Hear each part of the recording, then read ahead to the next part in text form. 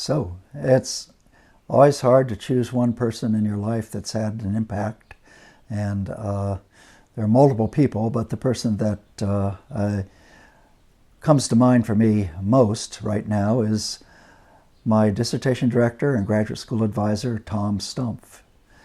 I had been in France before graduate school, and I'd come to graduate school planning to major in medieval literature, and I took a course from Tom on 18th century British literature.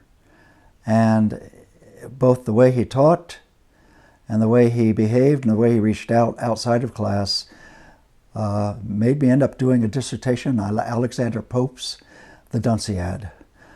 The thing that really affected me most about Tom, and the way in which he affected me most, was his ability to integrate his love of literature with his actual life.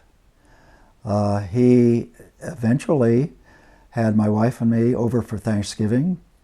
Every Thanksgiving was lonely graduate students away from home, and we would end each Thanksgiving with games of charades in which Tom and others, and ourselves included, would pull out lines of poetry, lines of literature that we would use to challenge each other, play charades, and in the process compete, but also learn. And also to realize that literature is something that you carry around with you. I'm sure that's had an effect on my own poetry. But the other thing that Tom did every summer was he would assemble a group of people. They would get together and they would take one work in Greek or Latin and spend the summer reading it and translating it. He also had a book group that was one of the first times I found my own name, Van, in literature. It was in Nabokov's Ada, and we would assemble regularly. The thing then about Tom that was amazing was that, and for me, was that he taught me that being a professor didn't mean being in some rarefied ivory tower teaching this separate stuff, but that you actually lived it, you lived with it. Tom grew up in South St. Louis, I believe it was. He just recently finished a memoir called South St. Louis Boy, in which he talks about growing up, and he was from German Catholic background.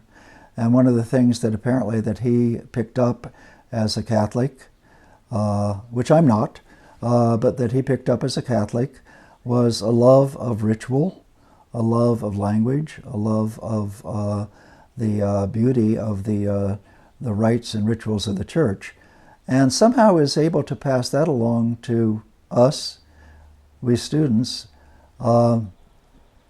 separate from the theology, separate from Catholicism itself. So he did other things. He would have us out drinking on Friday afternoons at the end of the week. Here we were, graduate students, and we would find ourselves just comparing thoughts and ideas about not just Pope, but Chaucer or Shakespeare or Keats or some modern poets, whether it's Ginsberg or anyone else.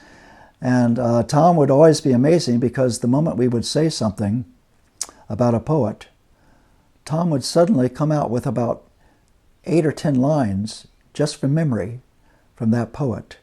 So I guess the reason that Tom remains so much a part of my consciousness and my memory and my life, and he's retired, but he's still in Chapel Hill, University of North Carolina, Chapel Hill, where I did my graduate work.